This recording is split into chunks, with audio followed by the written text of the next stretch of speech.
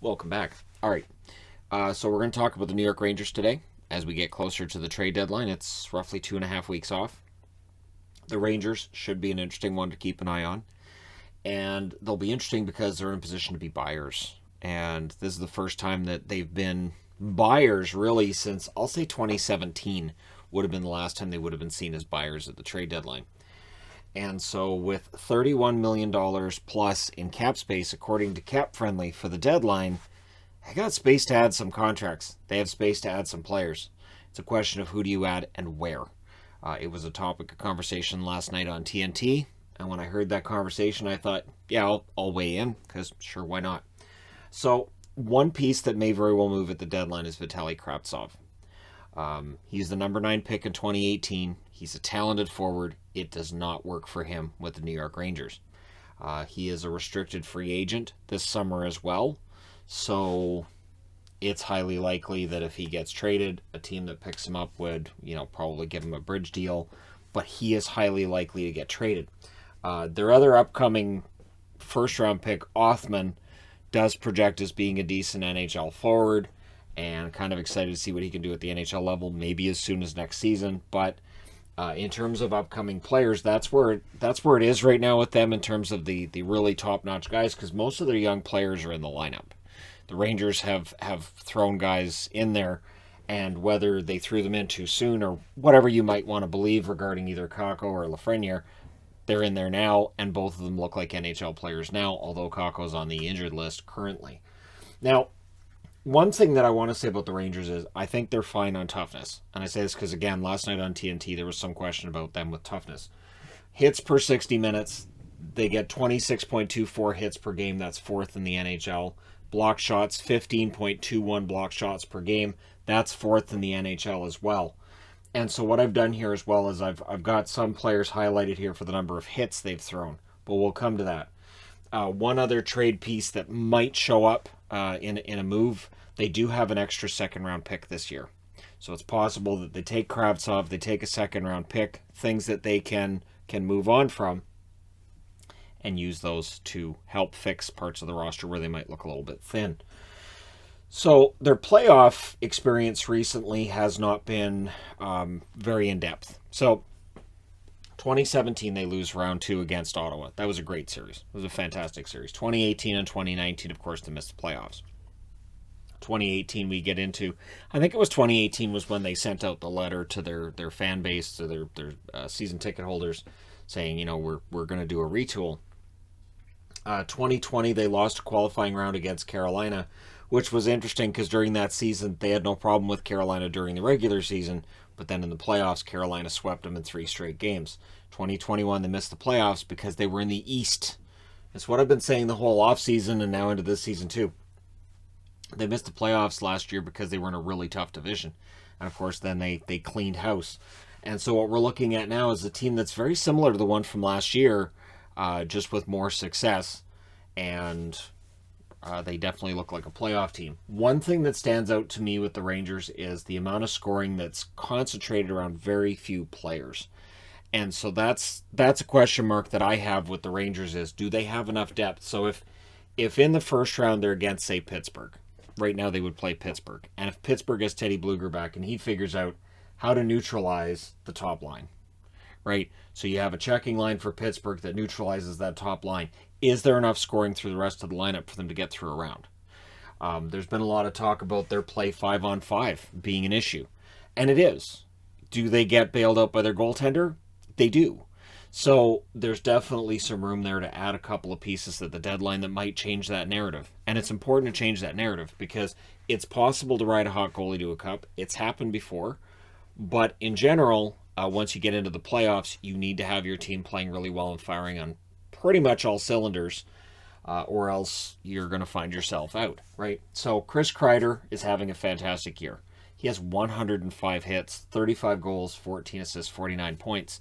So a lot of goals, not nearly as many assists, but who cares? He's getting so many goals. He's playing so well. It's been a great run. 35 goals already. He's already set career highs. He could score 50. Could happen. Mika Zibanejad, 20 goals, 34 assists for him. Very good years for Zibanejad as well. And I think there's more goal scoring there. He just hasn't needed to show it at this point. Alexis Lafreniere is picking it up. 13 goals, 4 assists, 17 points. The points total is not going to wow you. His 79 hits and his 13 goals tell you there's a lot there. And I think the upside with Lafreniere is going to justify him being the number one pick. And his play next year, I think, will be huge. I think Lafreniere is going to have a big breakthrough season next year. You could argue he's having a breakthrough season this year, comparatively speaking, with his first year as well. Panarin, 15 goals, 44 assists, 59 points for Panarin. He's very reliable. And Panarin, Zibanejad, Kreider, and then Fox. I lose track of how many times on a board I'm writing down the goal from the Rangers, and I can almost, see it in my sleep of who's going to combine for the goal. It's 3 of those 4 players, right? Strome, very good season for him as well. 12 goals, 27 assists. He's an unrestricted free agent in the offseason. And so there's questions to be asked, but he's not going anywhere at the deadline. They're not going to trade him. So if he got moved, it would have to be at like the draft table if they are not able to sign him, and that would be for like a draft pick kind of thing. So there's no way Strome's going anywhere. Dylan Hunt, 114 hits for him, 3 goals, 7 assists for 10 points. Barclay Goodrow, 11 goals, 11 assists to go with his 91 hits. Very good pickup for the Rangers. Hedl, 5 goals, 7 assists for Hedl. The offense may not get to where you want it to be, but defensively he's been good. Gauthier, 3 goals, 3 assists to go with 83 hits. He's a restricted free agent in the offseason. McKay, a goal and 3 assists. He's a UFA this summer. Brodzinski is in the lineup because of injury to other players. He's played 5 games this year, no points yet. Ryan Reeves, 204 hits to go with his 2 goals and 8 assists, 10 points. And there are times where I feel like people might pick a little bit more on Reeves than they should. The one thing with Reeves is he is a 4th-line player. He is a tough player. He throws a lot of hits. Could he hurt you 5-on-5? Maybe, right? He's not really your elite defensive forward, but I think too much is made of whether or not he hurts other forwards when he's on the ice.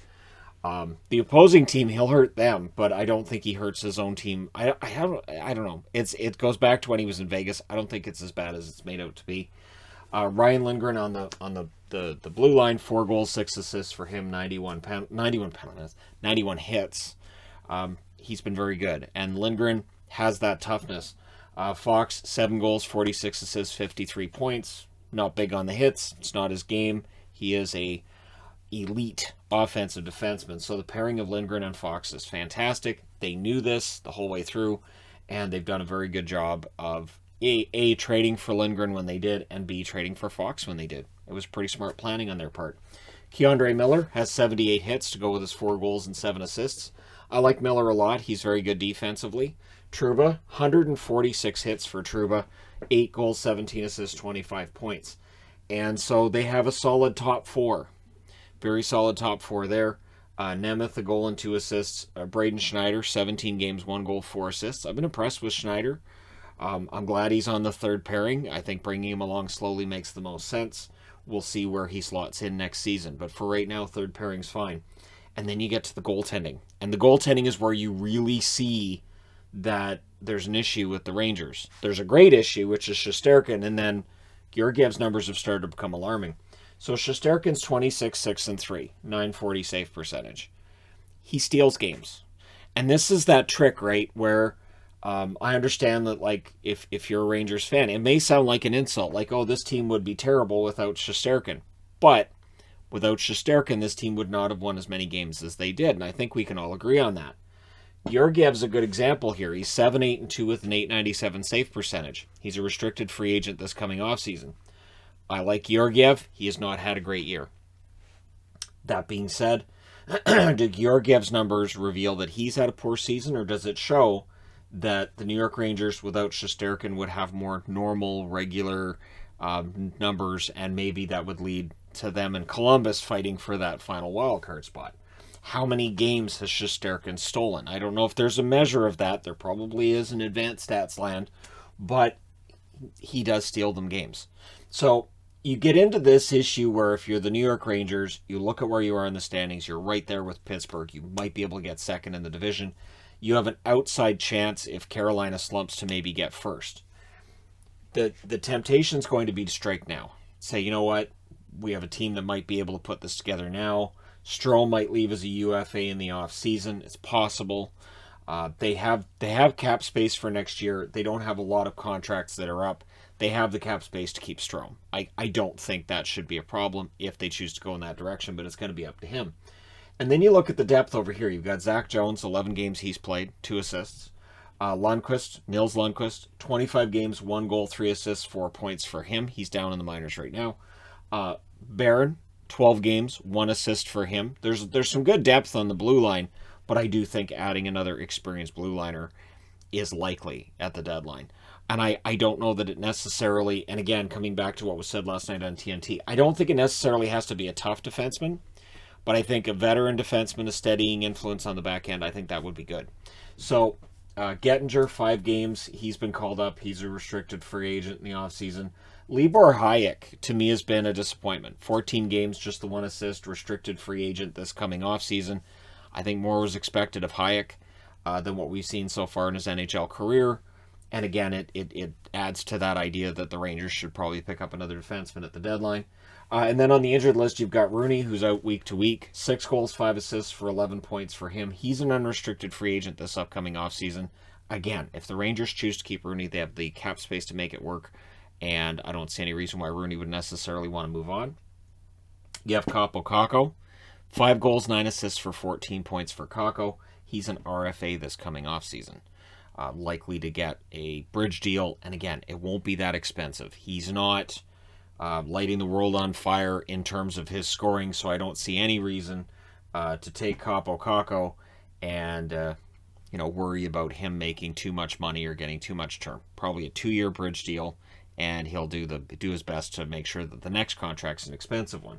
And then you got Sammy Blais, and I think losing Sammy Blais early in the season hurt their bottom 6. 14 games and 4 assists for him, restricted free agent. He can hit, he can drop his gloves if he needs to, and there's a little bit of offensive upside there, which, again, it's a shame he's out for the year because him not being in the bottom 6 hurts them. I do think that they're going to add a defenseman. I think that adding a couple of bottom 6 forwards would be good. Again, it depends on how long Kakko and Rooney are going to be out. If they're going to be out for extended period, and for Kakko it's supposed to be 3+ weeks, so adding a couple of depth forwards would be a good idea. But I worry about their depth scoring. I worry that going into the playoffs, it is possible that a team that's really sound defensively, if they get into a series with Carolina, as a good example. Let's say they get out of the first round against Pittsburgh, second round against Carolina, the Canes shut down this top line, and you may not have enough. Panarin's very good, Strome's very good, yes, but if Kreider, Zibanejad, Lafreniere are all shut down, do you have enough offense to counter a 4-line team like Carolina, who has such a dynamic offense and an exquisite defense? It's absolutely fantastic, and their goaltending is, I think, somewhat underrated with Freddie Anderson there. So yeah, it's going to be interesting to see too with Georgiev, because there's always the rumors, and people keep kind of wanting to make a trade here. So the armchair GMs think that Georgiev would be maybe a good fit for the Oilers, and I'm not going to say he wouldn't be, because it could work. His numbers could be better in Edmonton than what they are with the Rangers. But who would the Rangers then pick up? Let's say it was Koskinen, who's a UFA this summer. Would Koskinen be an upgrade over Georgiev? Would Georgiev be an upgrade over Koskinen? I think you'd be making a trade between two teams that are probably both looking at upgrading their goaltending, and I'm not sure that a 1-for-1 necessarily works, and what else you'd throw in there. So I do think they're going to be interesting to watch at the deadline for the reasons I've outlined here. We know they can hit. We know they can block. We know they've got goaltending. We know that their power play is excellent. But do they have enough to win in the playoffs? Is this a team that's going to, and as tough as the East is, are they going to be able to win a series? Again, coming back to what was said on TNT last night, where it was said, well, they're probably another year away. I can't argue with that, because they've only made the playoffs once in the last 4 years, and that was the qualifying round against Carolina. So inexperience could be an issue for them as well. It's part of the reason they picked up Barclay Goodrow, to kind of offset that. Maybe you pick up a depth forward who's got playoff experience, Stanley Cup experience preferable. And so, yeah, you guys can formulate from there who you think might fit the bill for the New York Rangers. But I think if they pick up a couple of forwards and a defenseman, and again, I'm not talking about like really big names here, but if they pick up NHL level players that can fill in here, as well as one more blue liner, I think they're in pretty good shape. But I'd be interested to know what you guys think in the comment section below. Can the Rangers win this year? Can the Rangers maybe go on an unexpected run? We know Shesterkin can take them that far, but can the offense score enough to make that happen? Let me know your thoughts in the comment section below as always. Don't forget to hit like and subscribe if you're browsing your way through. You just happened upon this video. Thank you guys so much for watching, for all your support. I will talk to you again soon.